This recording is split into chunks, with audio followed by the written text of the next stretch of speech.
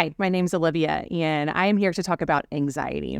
51 to 62% of adults 18 to 34 years old struggle with some form of anxiety and stress. Anxiety is actually a normal emotion that God gave us, and we need it. We need to have it to be able to accomplish a task or complete a project. We also need it to be able to act in case there's some sort of emergency and we need to make a quick decision. But what happens is it's gone on overdrive. And now we've gone from having a normal and healthy level of anxiety to having anxiety disorders ranging from generalized anxiety, social anxiety, phobias, obsessive compulsive disorder, and all sorts of different things and that we have. And so I want to talk a little bit about what's going on with anxiety. So anxiety is worry, nervousness, or fear about a particular situation. And what's going on is that we have several different aspects to anxiety. We have our thought life and the things that we're thinking and believing about particular situations. And so when we have an activating event, we have automatic thoughts that go through our mind about that situation. Am I good enough? Does this person like me? Am I too stressed I can't accomplish this? I'm not going to be able to do this. I've made too many mistakes.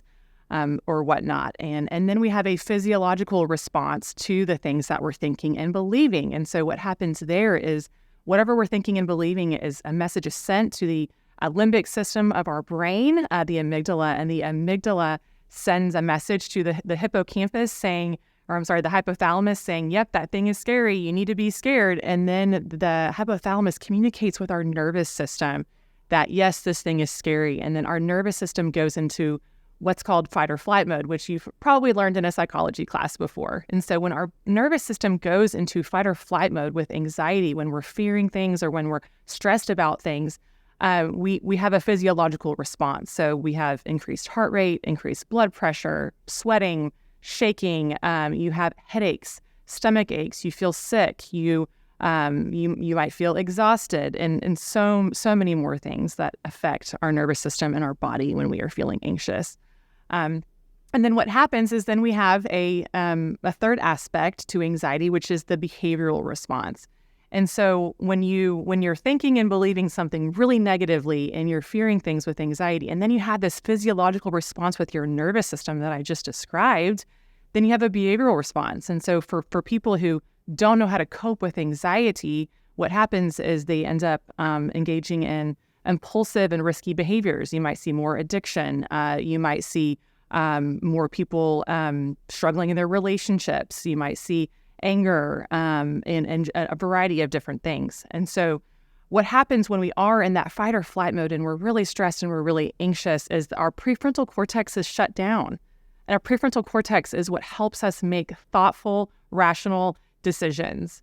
And so when we're in that fight or flight mode and we're really stressed and anxious, we can't even make rational decisions. And also our memory is impaired during that time. So I want to talk about what are some things that you can do to be able to help regulate yourself and to get back into a state of calm instead of being in that fight or flight mode where you're anxious. And so one that's going to be stop and reflect and be aware of the things that are going through your mind. I would recommend as a counselor doing what's called a thought log. And that's looking at, hey, what are these situations that are making you really anxious? What are the automatic thoughts that are going through your mind? What are you believing about these situations?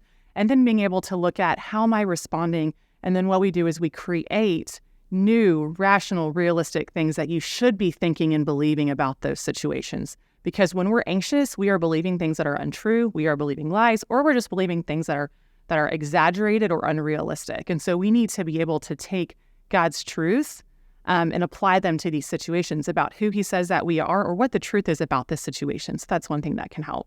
Another huge thing in response to how our nervous system responds to stress and anxiety is to be able to self-regulate and to do relaxation activities.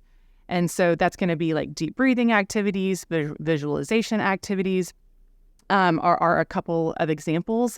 Even singing. You think about like when we worship at church, like that is just so calming and so peaceful. So even singing can help calm the nervous system. The parasympathetic nervous system is called the brake of the nervous system. So that's going to help bring us back into a calm state when our sympathetic nervous system has brought us up and increased that energy. That's going to help bring us down. So learning self-regulation techniques and things like that are going to help. And I would also say it takes 15 minutes for the body to metabolize cortisol and adrenaline that are pumped through the bloodstream when we go into that fight or flight mode. So even just being able to ride the wave of anxiety, if you're feeling really anxious about something, don't avoid the situation. Don't let fear get the best of you.